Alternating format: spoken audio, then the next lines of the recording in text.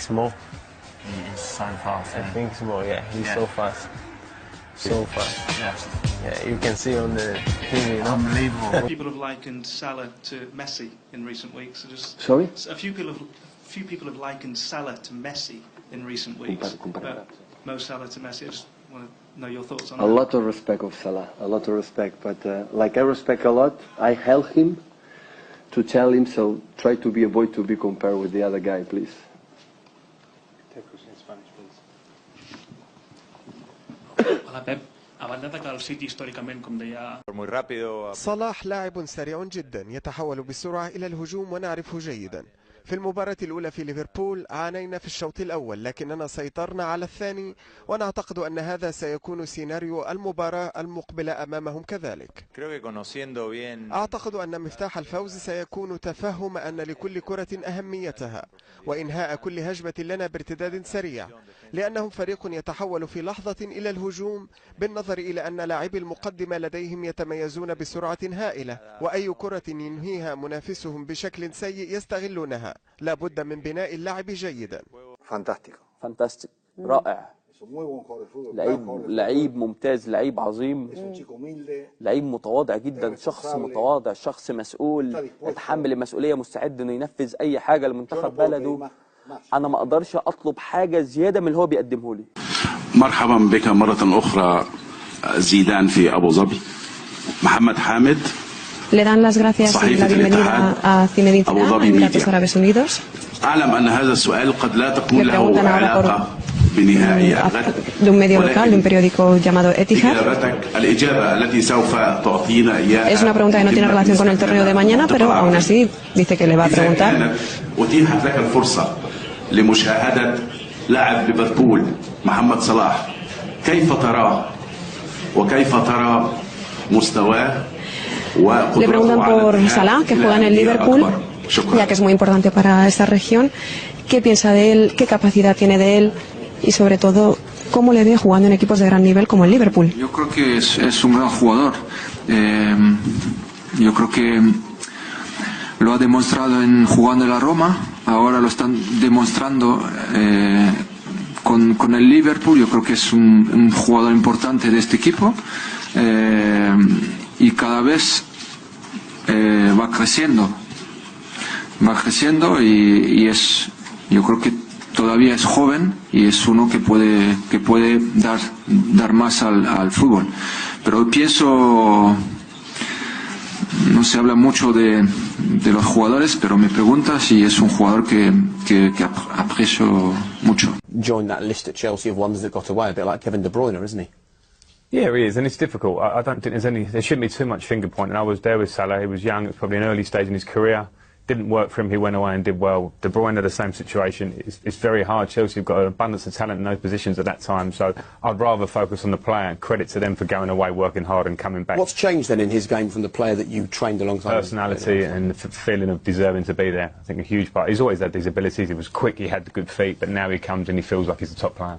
He's got a different body shape as well. He's got shoulders. He's more physical. When he was at Chelsea, he was a baby in terms of football terms. Now he's coming into the prime years of his career. He's got that confidence of doing well at Roma. He's in a good place, and he's come and started really well. And that's just, you know, continued. I think a big thing when you go to a new club is how you get your first step in the door. Are you coming to be a starter, or are you coming to be a squad member to work your way into the first team? I think at Chelsea, it was evident he was coming to work his way in. So therein is a confidence issue maybe. And he seems, from what the guys have said about him, he's not one who to be out there with all the bravado. He's quite a laid-back character. He's come to Liverpool as a starter, and you're seeing the benefits in his performance. And he's risen to the challenge of arriving at a big club. He's been at big clubs before, but at a big club with a big price on his head as well, and he seems to have just almost accepted that, doesn't he? Yeah, but with real humility. You know, you just see it. I think his nature, from knowing him and seeing how he reacts. I like seeing players who score week in, week out, and you know, he's not doing interviews after the game. Maybe he's a bit shy, but I like the humility in him as well. Is he quiet?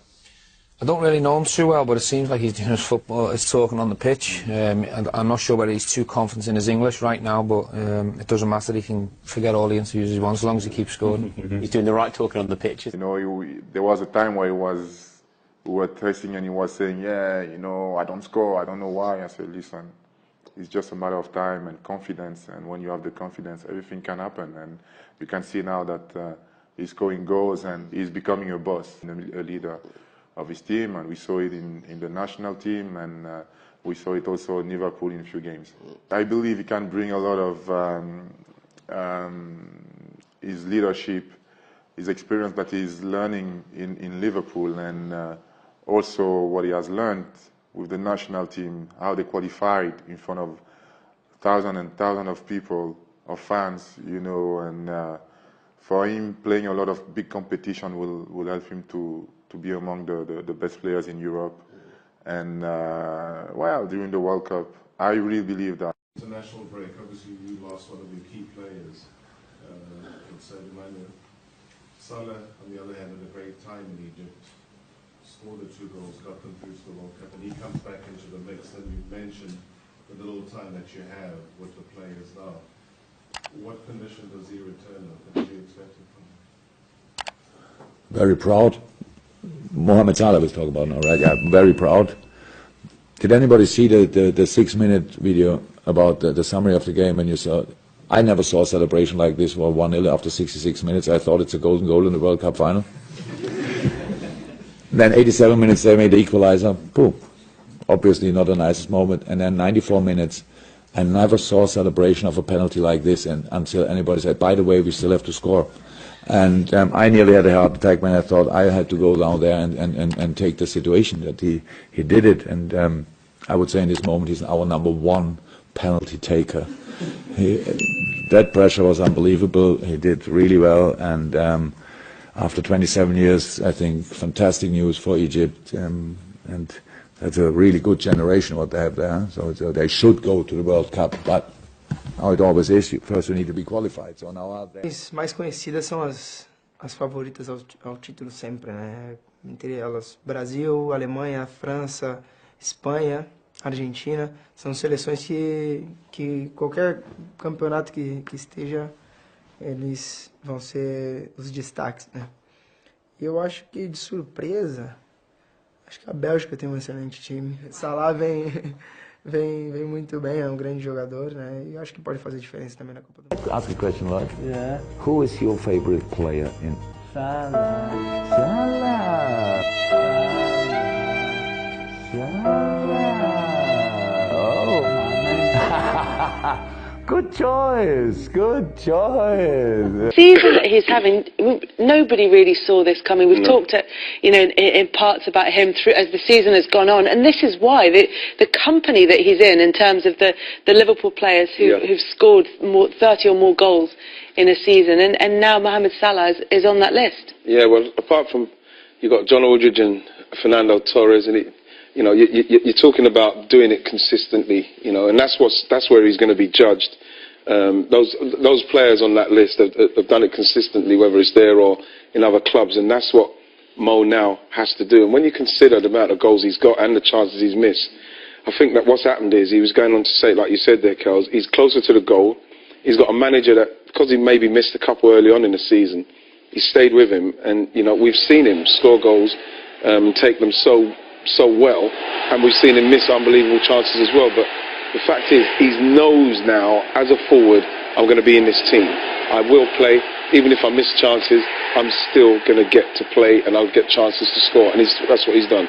Do you think that the difference between the Mohamed Salah that we're seeing at Liverpool and the one that we saw at Chelsea, Rob, is that he's just getting more opportunities, or is it that he's changed as a player as well? Well, he was a lot younger and more immature, and it probably lacked the confidence that he's got now.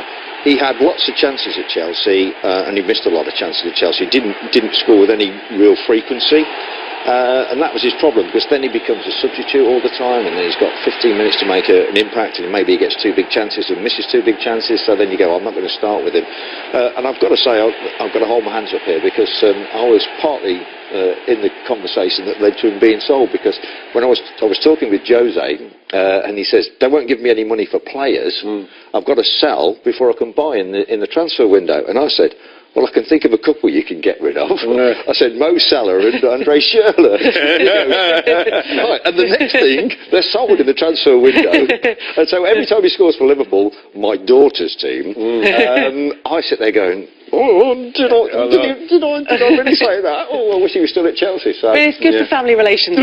She loves it. Yeah, exactly. I mean, do you see a difference in him as a player? I mean, it seems. I mean, you've both mentioned it, the fact that he does miss chances, and everybody misses some chances, but the goals that we've seen him, a couple. But it does seem that he's just getting so many opportunities. Well, this is what's happened, and we saw at Roma.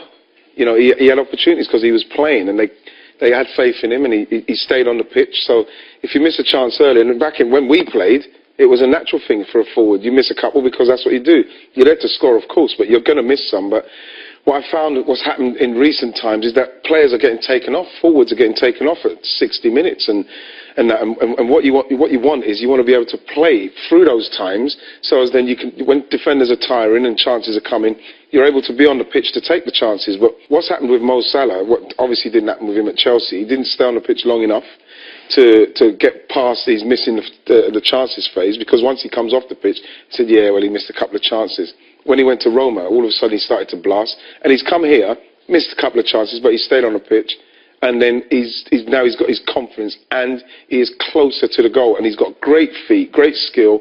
You know, we saw it with the last goal there when he's coming from the left. He's taking people on. He's getting the luck. He's getting the breaks as well, and he's finishing really well. The consistent thing has always been he gets in positions where he can score goals. He's always been on the end of chances all the way through his career. So he's got the pace and he's got the vision to see the chance. Now he's starting to convert them, and now he's got a manager who says, I don't mind if he misses a few, because I know he's going to score bundles, because he's always on the end of it. His pace will get him through. He's got one-on-ones. He's going to score more than he misses. So he's got that, as you say, that the faith of the manager. He's always had the pace to get in those positions. Now the manager's backing him, and he's rewarding the boss for the confidence. Absolutely.